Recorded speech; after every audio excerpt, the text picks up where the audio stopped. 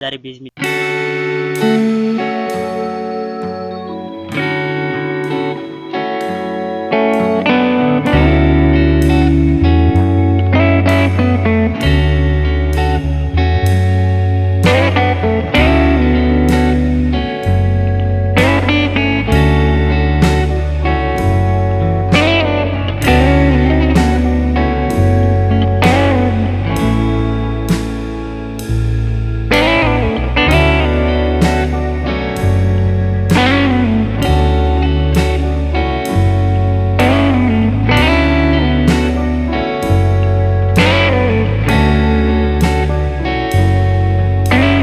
ሰብስክራይብ ሼር በማድረግ ተባበሩን። እንግዲህ አብራችሁን ቆዩ።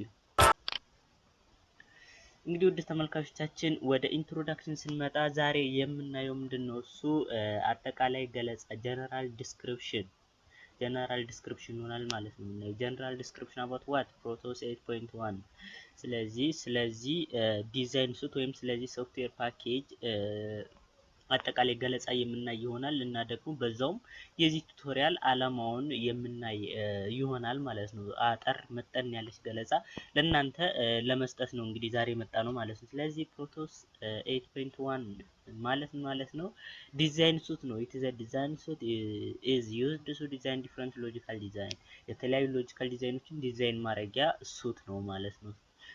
ይሄ በቀላሉ ምንድነው ፕሮቶስ 8.1ን ዲፋይን ስናደርግ ነው ማለት ነው። ሁለተኛው ምንድነው እሱ የዚህ የቱቶሪያሉ ዋነኛ ዓላማ ምንድነው? The aim of this tutorial is to take you through the process of entering a circuit of modest complexity in order to familiarize you with the technique required to drive the schematic capture mode in Proteus ማለት ነው። ስለዚህ የቱቶሪያል ዓላማው ምንድነው እሱ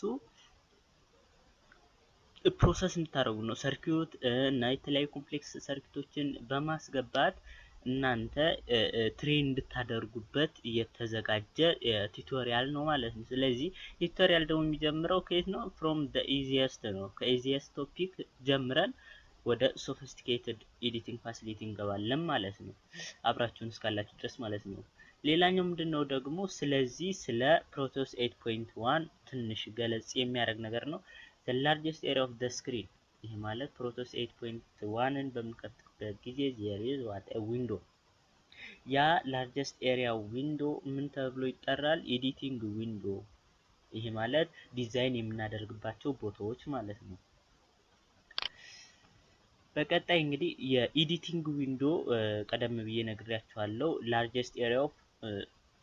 ላርጀስት ኤሪያው ነው። እንግዲህ ላርጀስት ኤሪያው ኤዲቲንግ ዊንዶ ይባላል። ኤዲቲንግ ዊንዶ የምንለው እንግዲህ ይሄ ነው እዚህ ጋር የምትመለከቱት ማለት ነው። ሌላኛውን ኦቨርቪው ዊንዶ አለ፣ ኦብጀክት ሰሌክተር አለ። ይሄ እንግዲህ ኦቨርቪው አጠቃላይ የኤዲቲንግ ዊንዶ እይታ ይሆናል ማለት ነው። በቀጣይ ደግሞ ምንድነው እሱ እንዴት አድርገን ኒው ፕሮጀክት ክሬት እናድርግ ነው። እንግዲህ እዚህ ጋር የተቀመጡ ስቴፖች አሉ። ስቴፖችን ፎሎ በማድረግ ኒው ፕሮጀክት ክሬት ማድረግ እንችላለን ማለት ነው። ስታርት አለ፣ ከዛ ፕሮቲስ 8 ፕሮፌሽናል። እነዚህን ስቴፖች ተከትለን ሙሉ እናደርጋለን አዲስ ፕሮጀክት ክሬት እናደርጋለን ማለት ነው። እንግዲህ ተመልካቾቻችን ለዛሬ ያክል ኢንትሮዳክሽኑን በዚህ መልክ አየን ማለት ነው። ስለ ፕሮቶስ 8.1 አሁን ቤዚክ ምንድነው ፕሮጀክት እንዴት ክሬት አደርጋለሁ እና ደግሞ የት ጋር እሰራለሁ እና ደግሞ የፕሮቶስ 8.1 ምንድነው የሚለው ነገር ዛሬ ካየን ይበቃል። እንግዲህ ተመልካቾቻችን እናመሰግናለን። ሰብስክራይብ ቪው በማድረግ ተባበሩን። ላይክ ኮሜንት ከታች በመስጠት ተባበሩን። እንግዲህ በቀጣይ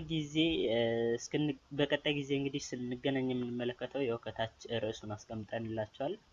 ፕሮቶስ 8 ፕሮፌሽናል እንዴት ኢንስታል እናደርጋለን የሚለውን የምናይ ይሆናል። እንግዲህ ሰናይ ጊዜ እንግዲህ እስክንገናኝ